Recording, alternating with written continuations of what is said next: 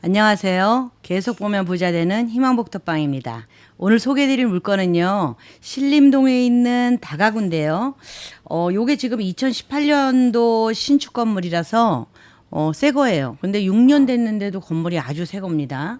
그리고 현재 지하층부터 시작해서 옥탑까지 있는 1층, 2층, 3층, 4층 그리고 옥탑까지 있는 건물이거든요. 제가 지금부터 소개해 드릴 테니까 한번 찬찬히 살펴보시고 관심 있으신 분은 연락 주시기 바랍니다. 구독, 좋아요, 알림 설정 콕콕. 자, 신림역 강감찬 대로 이렇게 써 있습니다. 이쪽으로 이렇게 쭉 올라가서요. 8차선 대로죠. 양옆으로.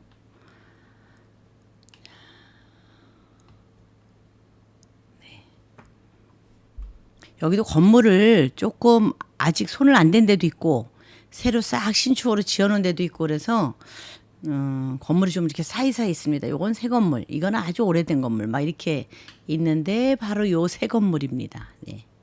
옆에 주차장도 있고 건물 아주 단단하게 잘 지어놨습니다. 요게 지금 현재 6년 된 거죠, 그죠? 2018년 사용 승인 난 거니까. 그런데 건물이 아주 외관도 깨끗하고 내부도 깨끗합니다. 옆에 바로 절이 있네요.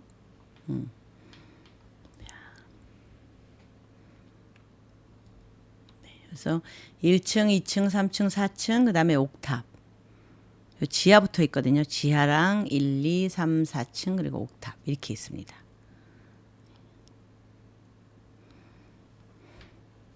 물론 뭐 이렇게 보안장치 이런 것도 잘 돼 있고요. 요즘은 새로 진 건물이야.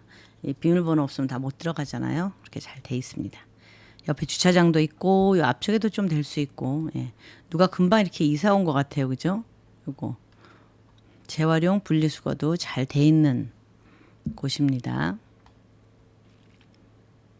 이건 또 오래된 빌라잖아. 그쵸? 이게 오늘의 물건인데요. 6년 된 건물치고는 깨끗합니다. 그리고 약간 여기 언덕이잖아요. 그렇죠? 그래서 지하 쪽도 그렇게 나쁘지 않아요. 자, 보겠습니다. 도보 4분, 여 강감찬 대로 써 있잖아요. 그죠? 강감찬 장군의 대로 써 있고 여기가 신림역이에요. 신림역에서 4분 거리. 네.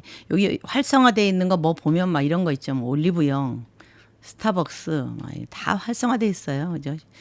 쉑쉑 여기 햄버거 이런 거 되는데 되게 잘 되는 동네인 거야. 아웃백 다 있죠. 네. 요게 이제 1층 내부 모습. 1층 내부 요런 뭐 타일이나 요런 문 같은 거 좀 보시라고 해놨고요. 2층도 똑같아요. 이렇게 형이 똑같죠. 유형이죠. 약간 방 개수만 조금 다른데 제가 좀 보여드릴게요. 그다음에 3층 올라간 건 똑같이 올라갔어. 디자인은 4층 그리고 똑같이 올라갔어요. 그리고 여기 이제 지층, 그 다음에 여기가 옥탑 이렇게 있습니다. 2024 타경 102234번의 사건번호를 가지고 있고요. 최초 감정가는 40억으로 시작했습니다. 근데 지금 한번 떨어져서 20% 저감돼서 32억 5천으로 시작을 하는데 이 금액이 맞나? 비쌀 수도 있잖아요. 그죠? 그래서 주변 시세하고 제가 좀 비교를 해드릴 건데 좀 비싸다 그러면 한 번 더 유찰된 다음에 들어가셔야 되고 그러나 이 정도 값어치는 있다라고 생각하신다면 지금 들어가시면 됩니다. 자, 대지권은 72평이에요. 보통 다가구가 나오면 뭐 30평짜리도 있고 35평 대지권이 그다음에 40평이 제일 많았던 것 같아. 72평 이건 대지가 굉장히 넓은 거예요. 그래서 땅이 넓구나. 좀 쾌적하겠구나 생각하시면 되고 이 위에 지어진 이제 건물이 182.63평인데요. 이게 지하 1층 그다음에 1층, 2층, 3층, 4층, 옥탑 이렇게 있다라고 보시면 돼요. 그게 총 면적이 합해서 182.63평이다. 매각 물건 현황을 보면요. 이렇게 돼 있어요. 1층이 39.4평, 2층이 31.24평, 3층이 31.24평. 2층, 3층 똑같네. 그죠? 평수가. 그 다음에 4층은 조금 작아요. 26.54평. 지하 1층이 39.4평. 지하 1층하고 똑같습니다. 39.4평. 그 다음에 옥탑이 다락이 11.13평이고요. 계단은 뭐 3.68평. 이건 뭐 볼 필요 없는 거죠. 자, 이렇게 해서 돼 있고요.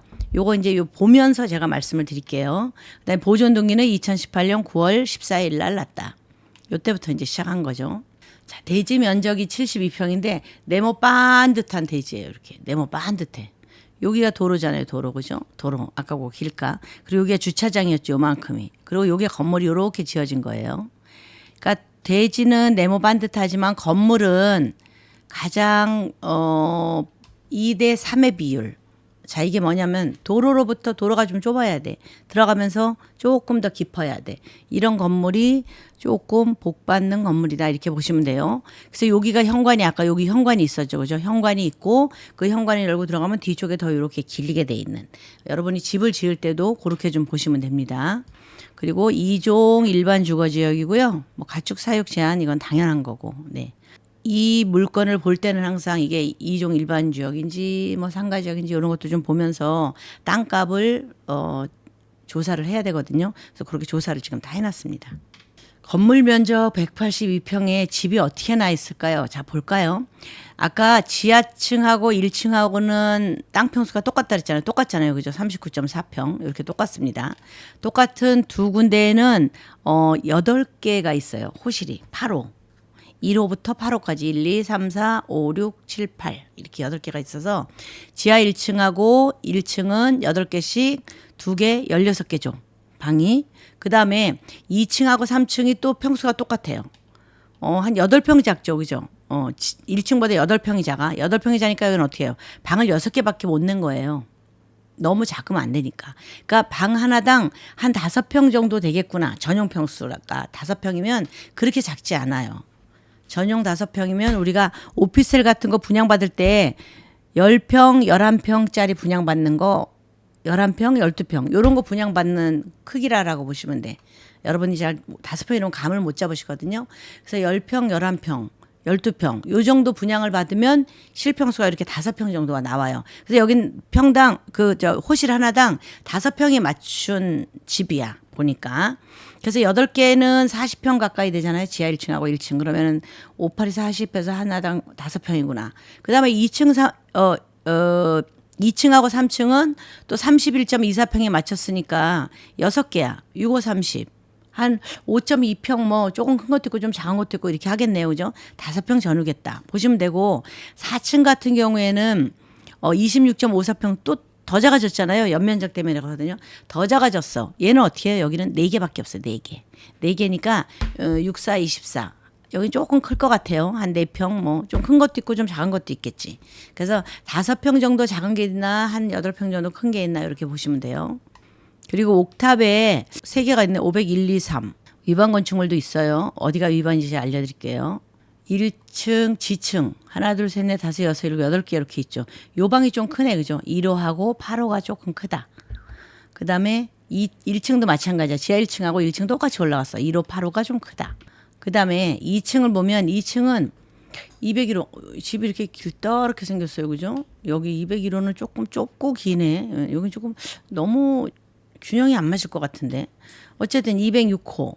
예. 206호 뭐 205호 다 크네요. 202호.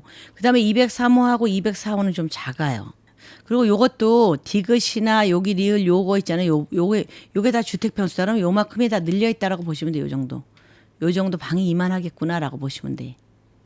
201호 너무 끼달다다 했더니 왜 이렇게 길어라고 보니까 요거까지 같이 있는 거네. 요렇게. 아, 201호가 이만하구나. 요렇게. 이렇게 요렇게 생긴 방이다라고 보시면 되겠죠. 202호 도로고 203호도 이렇게 작은 게 아니고 요 뒤까지 요 늘려놨을 거예요. 이렇게. 네. 205호가 제일 클 것 같아. 205, 206호가 크네요. 205호하고 202호가 제일 크겠구나. 요거까지 늘려놨으니까. 그래서 똑같이 3층도 똑같아요. 2층, 3층. 그다음에 4층.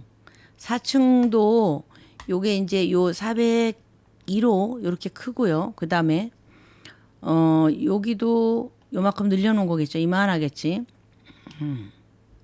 그리고 402호가 제일 적을 텐데 요게 뭐 한 5평 요 정도 되고 얘는 좀 클 것 같아. 얘도 좀 클 거예요. 이쪽으로 이렇게 같이 뭔가를 좀 만들어 놓지 않았을까 싶어요. 저는 이렇게 이러면 너무 큰 건데 방이. 자, 어떻게든지 제가 안에 들어가 보질 않아 갖고 모르겠지만 어쨌든 401호가 제일 크겠다. 예, 4층 중에서는. 자, 그리고 옥탑입니다. 옥탑은 502호, 503호는 이렇게 있는 건데 얘를 만들어 놨네. 501호를. 그래서 총 방이 35개군요. 이걸 만들어 놨는데 16.59평의 주택을 만들어 놓은 거야. 여기는 방이 3개는 들어가 있겠네. 그죠? 아무리 안 돼도. 이걸 다 이만큼을 방으로 만들었다는 소리 아니에요? 이거 이만큼을? 이게 불법 건축물이겠는데요? 이거 그렇죠? 이만큼.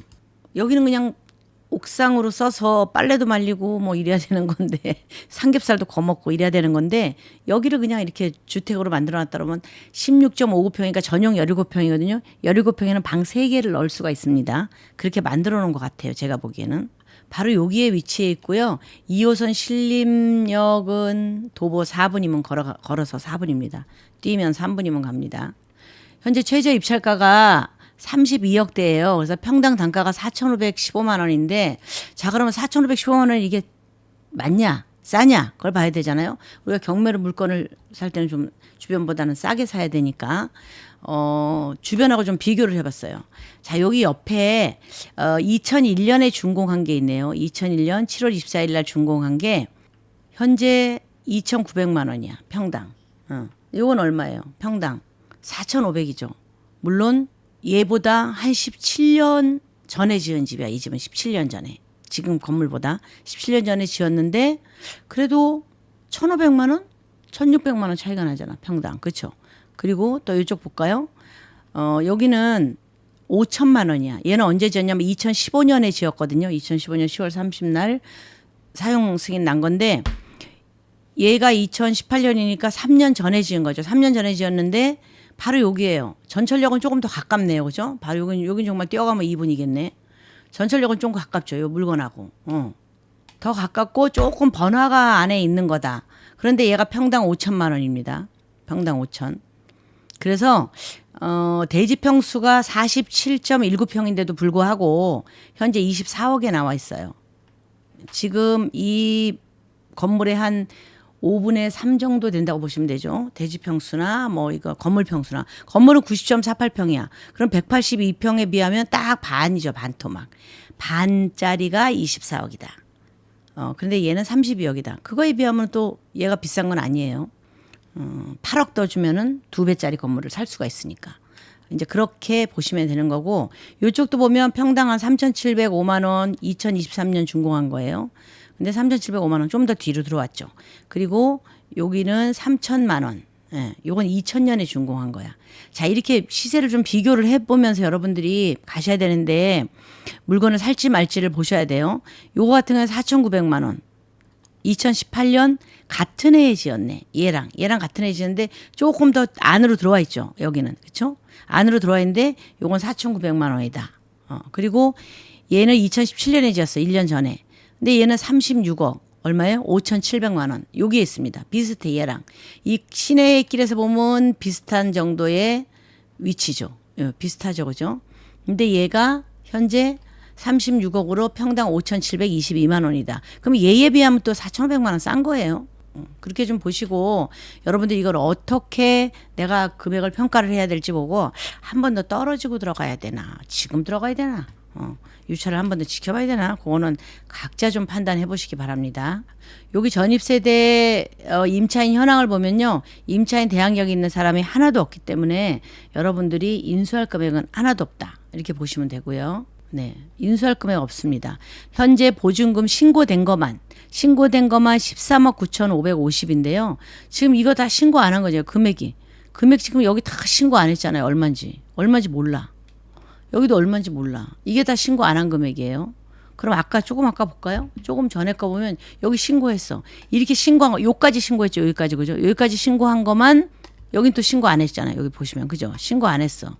여기까지 신고한 것만 현재 13억 9,500이다. 한 5분의 2 정도 신고했고 5분의 3은 신고 안 했네요. 30억 가까이 되지 않을까 싶습니다. 거의 전세로 뺐으니까. 등기부 현황 보면요.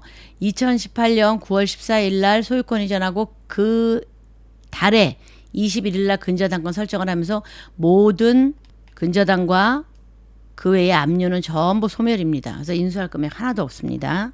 자, 전입세대 확인서 다 봐도 인수할 금액이나 뭐 조금 불안한 세대는 없습니다. 그렇게 보시면 되고요. 전입세대 확인까지 다 했습니다. 제가 건축물 대장에 위반 건축물이 있을 거다 그랬잖아요. 여기 위반 건축물이 있는데 어디가 위반 건축물일까요? 한번 볼까요?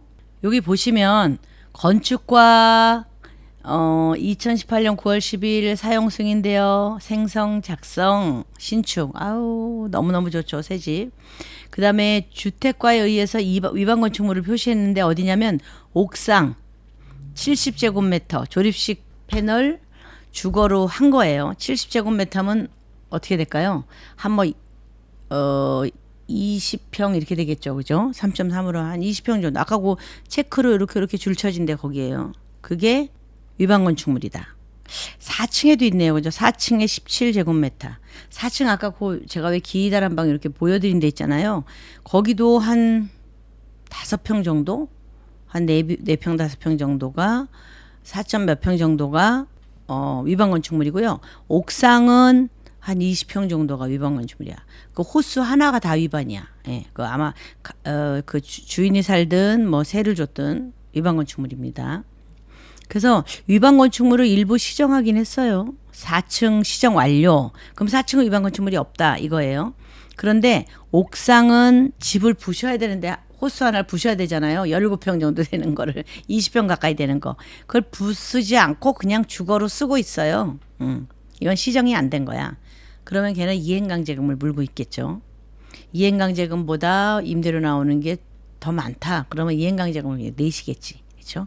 현재 이행강제금을 물고 있는 거는 옥상에 있는 호실 하나다. 원래는 34개만 하셔야 되는데 35개의 호실을 만든 거죠. 요즘 다가구를 찾으시는 분이 많으세요. 사실 뭐 아파트 한 채에도 싸도 10억, 비싸면 뭐 80억, 100억까지 하는데 내가 정년퇴직하고 혹은 한 60이 넘었어. 내가 가지고 있는 돈이 한 20억 정도 있어요. 이거 가지고 뭔가를 벌고 살아야 되잖아요. 그렇다고 뭐 식당 같은 데 가서 알바할 수도 없고 나이 들면 몸도 아픈데 그래서 그런 정도 돈 가지고 다가구 같은 거 나온 거 없냐 이렇게 문의하신 분이 많은데 한동안 막 나오다 중간에 또 안 나왔어요. 이게 안 나오더라고. 그래서 요새 우리가 다가구가 나오면 얼른 소개를 해드리고 있는데 그 중에 하나가 이 물건입니다. 지금 요건 32억대로 시작을 하지만 아까 제가 시세조사 해드린 것처럼 그 옆에 비슷하게 지은 게 한 뭐 500에서 1000만 원 정도 더 비싼 것도 있고 또 좀 싼 것도 있고 지금 이 금액이 내가 어느 정도 그 돈이 있다 이 정도로 해서 조금 월세로 내가 임대 수익을 좀 맞춰서 살고 싶다라고 하시는 분은 대략 아까 보니까 전세로 한 30억 정도에 뺐더라고요. 그 정도는 다 뺀 것 같아. 30억 정도. 그래서 그리고 그 돈을 가지고 아무튼 이 집이 지금 경매로 나왔는데요. 이거를 월세로 돌려서 내가 가지고 있는 돈 부족하면 대출 좀 받아갖고 그래서 이 집을 소유한 다음에 뭐 한 몇 개는 방이 35개니까 몇 개는 한 뭐 10개 정도는 전세로 하고 25개는 월세로 하고 아니면 뭐 월세든 반전세든 뭐 이렇게 하고 이렇게 해가지고 이 집에서 내가 생활비 주 수입 소득을 올리는 거죠. 그죠? 아파트 하나 산다 생각을 하고 그렇게 하시면은 될 물건인 것 같습니다. 그리고 집이 새 거라서 뭐 그렇게 크게 손볼 데는 없는 것 같거든요. 여기 한번 또 가보시고 그리고 내가 또 설명드리는 거 외에도 내가 돈을 가지고 사시는 분은 직접 가보셔야 돼요. 물론 저도 이런 물건을 소개해 드릴 때는 내가 이 집을 산다면 과연 얼마에 가져올까 이런 생각을 하면서 여러분들에게 소개를 해드리는 거거든요. 그렇지만 또 직접 돈을 가지고 계신 분도 가보셔야 돼요. 현장 임장 가셔서 이 정도 금액이면 되겠다. 그리고 주변에 부동산도 좀 다 시세 조사 해보시고 저희가 해드린 것만 믿지 마시고 그래서 또 해보시면서 이 정도 금액에 사면 그렇게 손해보는 건 아니다. 그리고 앞으로 이제 집이라는 건 전체 물가가 오르면 서울은 특히 오르잖아요. 그죠? 다른 데 몰라도 서울하고 경기권은 집을 하나 사놓으셔도 후회는 안 하실 거예요. 지방 쪽은 제가 그렇게 권유하지 않습니다. 그렇지만 대도시가 아닌 소도시에 사놓는 건 아니다. 그리고 서울이나 서울 수도권에 사놓는 건 내가 오케이. 왜냐면 그거로 임대 수익만 올려도 괜찮거든요. 그래서 그걸 잘 생각해 보시고 내가 나이 들어서 몸으로 뭔가 막 뭐 나 이 돈 가지고 내가 식당 차려야지, 치킨집 차려야지, 고깃집 차려야지, 그래갖고 식당을 해서 대박 나야지 노후에 이러지 마세요. 몸 상하고 잘못하면 돈도 다 버릴 수 있습니다. 마음은 막 이런데 몸이 그렇게 따라주지 않고요. 그다음에 그런 거는 해본 사람이 해야 되는 거지 점잖게 직장 생활하면서 퇴직금 받아가지고 그거 하시던 분은 원래 그 장사를 하시던 분한테 당할 수가 없습니다. 그러니까 하던 대로 집 관리하면서 이렇게 임대소득 올리는 게 좋겠다. 그건 제가 여러분들에게 수많은 분들을 상담하면서 얻은 결론이거든요. 제가 이런 팁 하나 드릴 테니까 자, 이 물건에 관심이 있으시면 연락 주시고요. 그리고 이 물건을 가지고 최대한 활용할 수 있도록 제가 또 다른 아이디어도 드리고 또 도와드릴 수가 있습니다. 언제든지 편하게 연락 주시기 바라겠습니다. 이상 희망복도방이었습니다. 감사합니다.